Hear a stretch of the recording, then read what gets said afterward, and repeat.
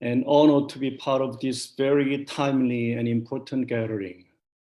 I'd like to start with my own conclusion. Yesterday's Biden Summit for Democracy is, in short, just like a naked emperor circus of the 21st century.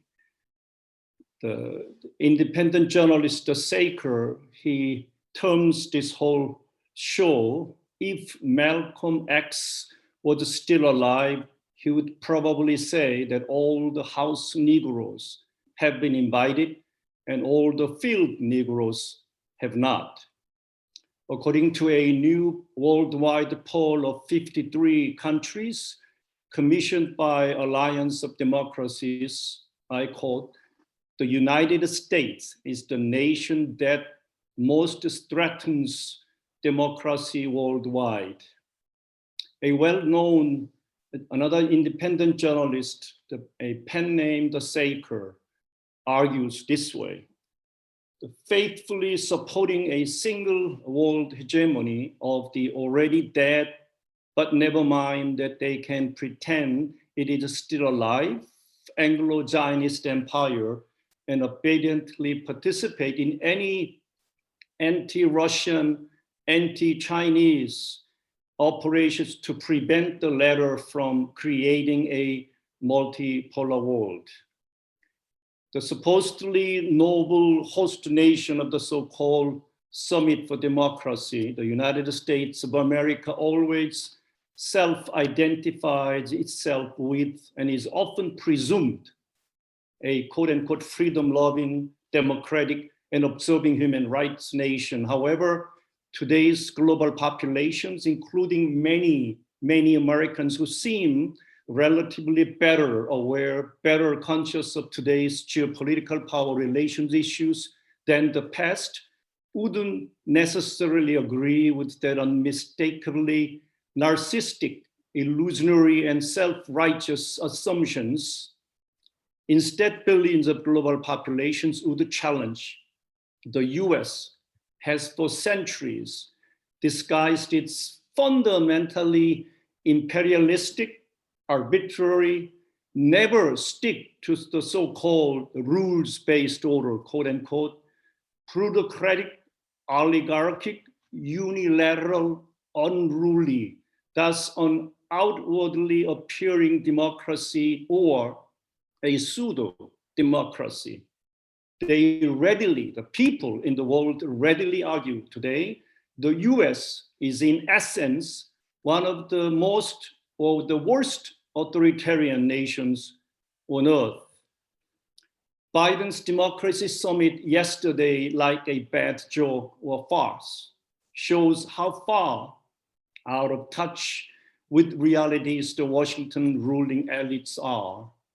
The Anglo-Zionist empire, many call today, which has been perceived as a forevermore invincible, omnipotent, and omnipresent power, however, must have been thrown into a constant state of, in Korean, 혼비백산, probably translated, frightened or terrified out of one's minds, out of one's sense, or simply frightened to death, a scared to death state.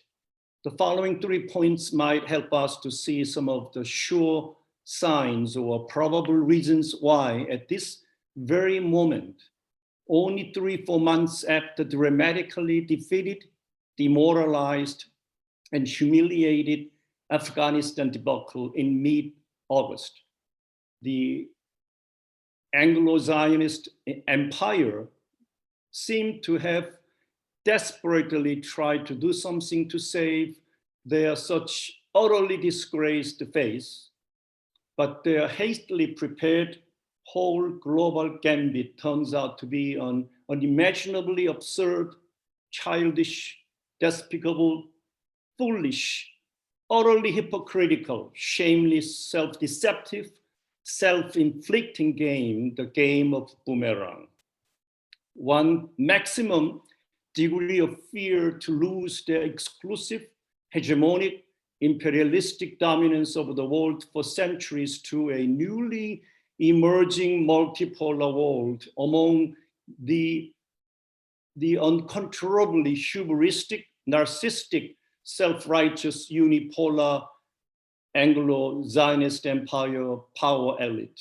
The second, the decline of the empire as the Holy Roman of the 21st century by Ryan Cooper, or as the first failed empire of the 21st century by Michael Mann, seems both irreversible and terminal, as the whole world has dramatically witnessed how the world's only superpower frantically fled from, quote unquote, one of the poorest countries in the world, Afghanistan. The naked emperor of the 21st century, Biden, called it the Afghanistan debacle. 3, the terminal illness of predatory disaster capitalism, as the world witnessed the last 2 days of time and money wasting, useless global show, seems another irrefutable testament to its final stage.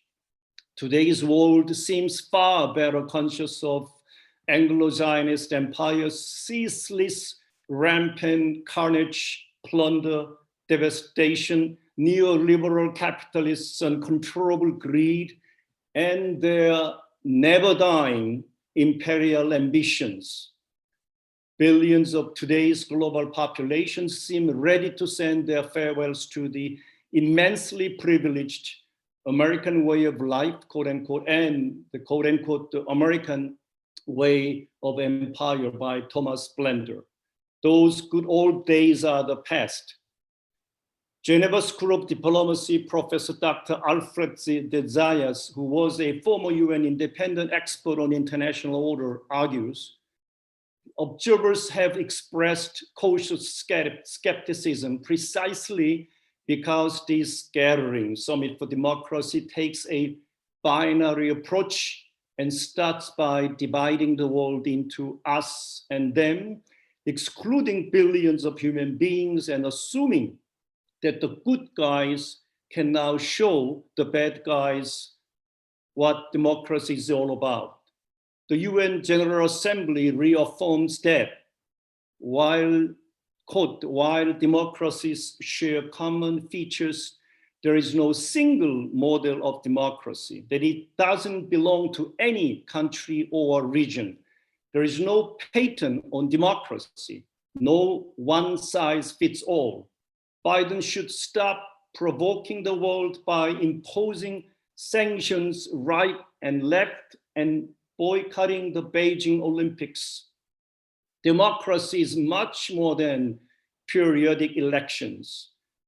Irish independent journalist Finian Cunningham argues this way, quote, the emergence of a multipolar world is anathema to Washington's dictate for unipolar hegemony, or what it cynically calls so-called rules-based order. The ascendant reality of China as an alternative economic power and the shift in the global economy towards Eurasian integration is unbearable for the US zero-sum view of its imperial demands. A summary from yesterday's long Strategic Culture Foundation editorial, I quote some, the United States history of genocide against Native Americans, its decades of illegal foreign wars of aggression and destruction of nations, its relentless subversion of foreign governments, all of this and more are glaring proof that Washington is the center of global criminality. The biggest enemy of the basic democratic rights is the US government, and yet we have this Biden conference declaring support for democracy. Biden's two-day summit for democracy was a farce even before it began last 2 days. Now it has turned out into a vile circus for Cold War hostility that greatly threatens world democracy, human rights, and peace. The very antithesis of what the hubristic Americans claim. Ultimately, however, this charade is doomed to fail. The objective reality is of a changing world whereby US capitalist hyper-militarized power is failing amid the emergence of a multipolar international order. That fundamental historic development cannot be countered by subtle machinations. Biden's Summit for Democracy is disgusting in its fraudulence. This is not just about Joe Biden and the Democrats or the Republicans. The entire political class in the United States is bankrupt, morally, politically, and economically. It is about creating tensions, conflict, undermining democracy, and fomenting war. It really shows the absolutely dangerous hubris of Washington. It somehow is deluded in thinking that it is uniquely endowed to host a conference on democracy when in fact, it has no shame about being a ringmaster for conflict and war. It is blatant that the convocation Biden was aimed at self-serving geopolitical power play. The territory of Taiwan was invited as a representative of democracy while China was excluded. Under US law, the one China policy deems Beijing as having sovereignty over Taiwan. So the pointed invitation of Taipei over Beijing is an astounding provocation to China by the United States. Ukraine was invited to attend while Russia was also excluded.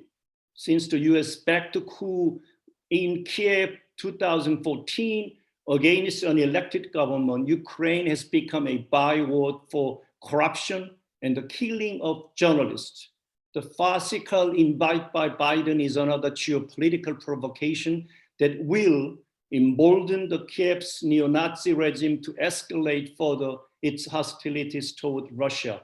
The fact, let me finish this, even invited representatives, so-called the US-backed Venezuelan interim president, the US CIA trained the puppet Juan Guaido to Washington's naked emperor circus shows how out of touch with reality this entire endeavor will be. Let me stop here. Thank you for listening, everybody. Thank you.